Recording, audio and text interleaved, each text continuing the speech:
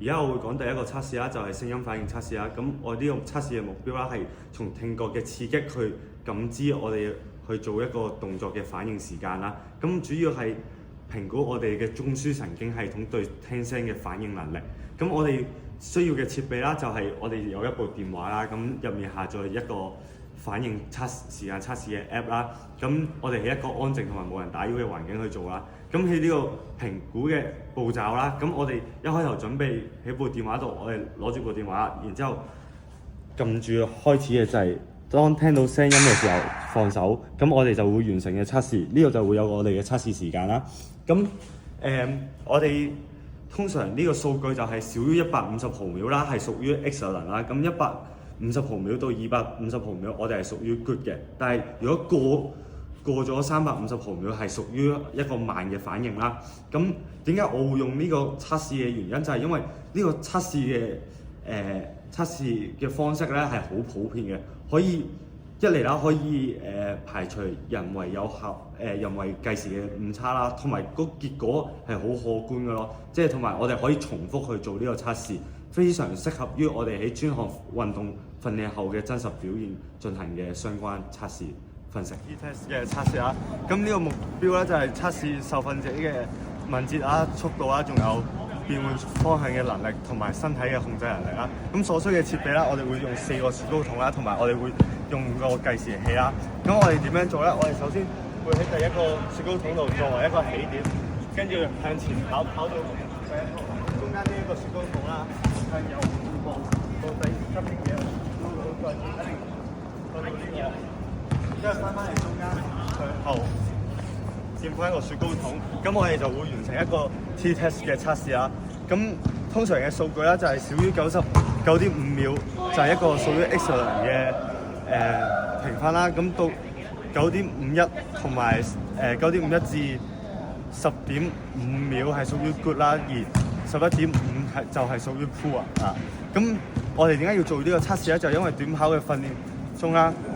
呢個測試係可以評估到我哋衝刺嘅表現密切相關嘅敏捷性同埋平衡能力啦，同埋因為我哋喺起跑到轉途中跑嘅期間啦，好多時候嘅重心係偏低嘅，所以我哋好需要一個敏捷同埋平衡嘅能力去不斷調整自己嘅重心向前咯。我哋而家 set 咗10個 test 啦，而家我要介紹翻第3個 test 係100米跑嘅。我哋點解要 test 100米跑咧？我想，因為我哋運動員係專項係跑100米至60米，我想 test 翻運動員跑100米嘅最快時間啦，然後對比翻佢練習完可以有冇進步到啊。跟住咧，我哋跑100米時要最主要嘅設備係咩咧？一個 Fitbit 同埋一個計時器啦。首先我哋要點樣做100米嘅 test 咧？先揾到100米嘅起點線先，跟住咧運動員要 set on your mark 先。on your mark 係一個腳喺前一個後啦，預備姿勢啦，跟住雙腳咧有一個拳頭位嘅，跟住雙手撐地啦，跟住我會咇咇兩下就 set 起身啦，重心向前啦。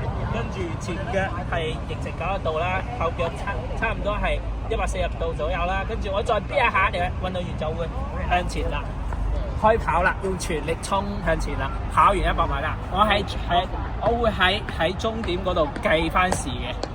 我首先由於時間問題啦，我會請個運動員大概示範下我哋呢個 test 係點做嘅。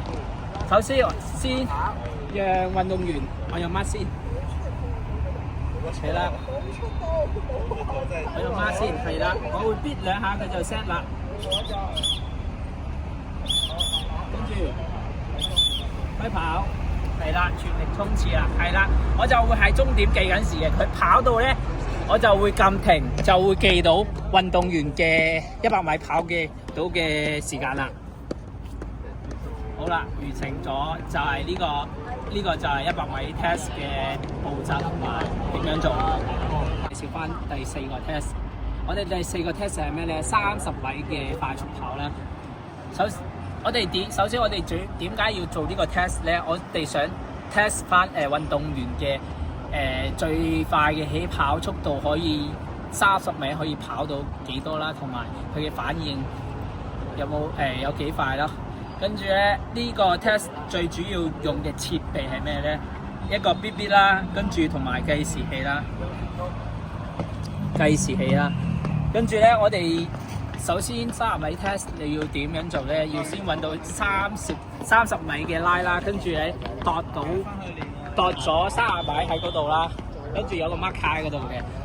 陣間我會喺嗰度吹2下 BB， 跟住運動員就會 set， 跟住再 B 一下，運動員就全力衝刺到嗰個點啦。我到咗嗰個點，我就會撳停計時器，記到運動員嘅30米嘅時間㗎啦。首先我哋呢個30米要點樣做先呢？我哋先要 set 先，運動員要 set 前後腳，跟住一腳腳踎低，跟住雙腳2隻腳嘅距離一個拳頭位，跟住雙手撐喺線嘅，盡量貼緊線嘅角度啦，重心向前啦。我聽到2聲嗶嗶嘅時候，運動員就 set 翻起身啦，跟住前腳大約90度，後腳140度左右，跟住再聽到1聲嗶嘅聲音，運動員就可以向前跑啦。我就會喺30米嘅終點嗰度計時嘅。我哋因為時間問題啦，請運動員簡略示範下先啦。首先我會運動員 set 好先。我有乜係啦？我聽到2聲嗶嗶，佢就會 set 起身啦。再聽到1聲嗶就會去啦。跟住我就會記翻時啦。喺30米嗰度咧，佢一到我就會撳翻停，就會得到運動員30米嘅最快時間。OK 啦。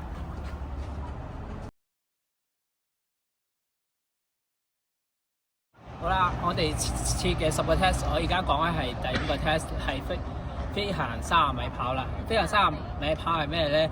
係運動員喺一個20米嘅起跑階段啦，即係無論點啦，佢點樣起跑啦，或者點樣起跑啦，起跑用呢個20米上到佢最高嘅速度，跟住入去30米，入到30米跑完呢個30米，跟住可以測試到運動員嘅最快嘅速度啦。係啦，跟住咧，我哋呢個 test 咧最主要係用到啲咩設備咧？一個係計時器啦，同埋一個人嘅打手嘅。點解要人嘅打手咧？因為人係企喺呢個20運動員跑20米之後入呢個30米嘅時候，要進行打手，跟住俾30米終點計時嗰人睇到，跟住再撳計時，先計到運動員30米可以跑到幾多時間㗎啦。首先我哋請個人嚟示範下先。跟住首先運動員喺起跑階段啦，而家前20米做緊加速啦，跟住差唔多嚟到我哋呢度，我哋會進行打手嘅。一打手我就開始計時，跟住咧運動員就用全力全速跑緊呢個30米，跟住到終點我就會撳停計時器，咁就會得出咗運動員30米飛行跑嘅最佳成績啦。跟住就會知道運動員喺途中跑最快嘅時候30米可所用嘅時間啦。咁我哋呢個係 Test 6嘅測試啦，係立定跳高嘅。咁呢個測試可以測試到我哋嘅下肢力量啦，同埋我哋嘅下肢爆發力嘅。咁我哋所需要嘅設備啦，就係一個可以摸到高嘅牆同埋100尺嘅。咁首先我哋需要量度測試者隻手向上舉高，之後測試佢嘅身高啦。然之後我哋就會叫測試者準備同埋開始跳嘅。咁測試者就需要用盡自己嘅全力去向上跳同埋摸高啦。咁當佢摸完高之後，就需要去測量翻佢摸高嘅高度啦，同埋揀翻佢一開始測量嘅身高，去攞翻我哋嘅測試成績。咁略低於21 cm 至30 cm 為之好差，31至40 cm 為之差，41至50 cm 為之略低於平均水平，而51至60 cm 為之略高於平均水平，61至70 cm 為之好，而多於70 cm 為之十分好。咁我哋嘅成績係66 cm， 個成績係好嘅。咁我哋而家就會示範一次啦。好，準備，跳。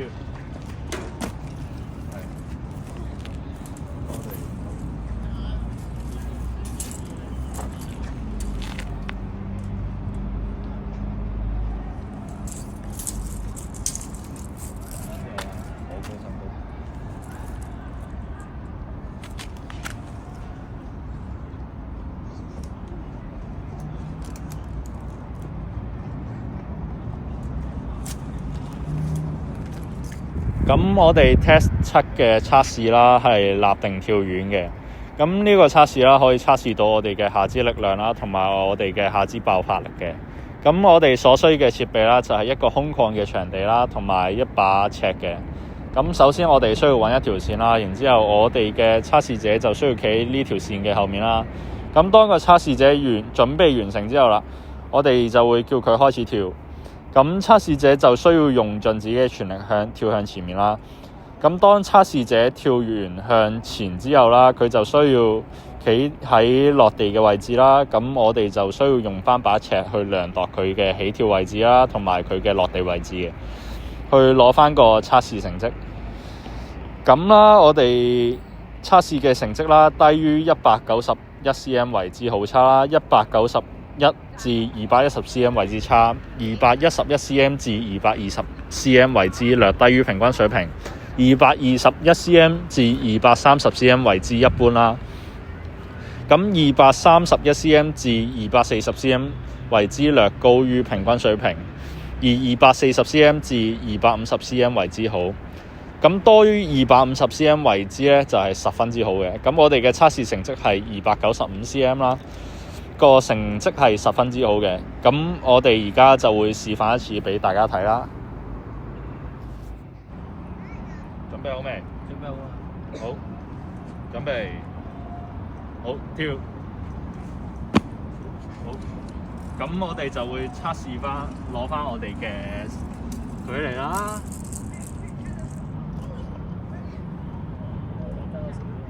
係。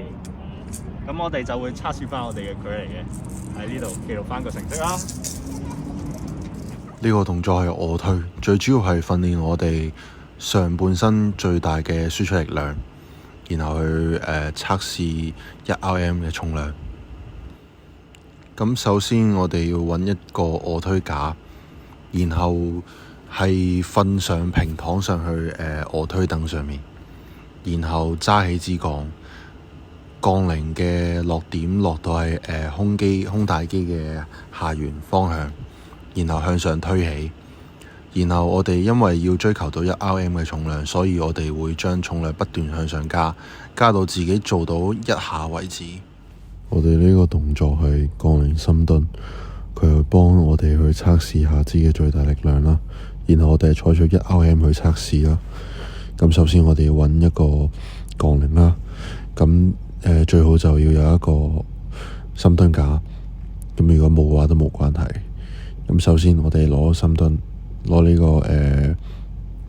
槓鈴擺喺背部肩胛骨上方，跟住然後喺頸椎下面承托住，然後再收緊肩胛骨，背部挺直，然後向下蹲，然後期間膝髖連動。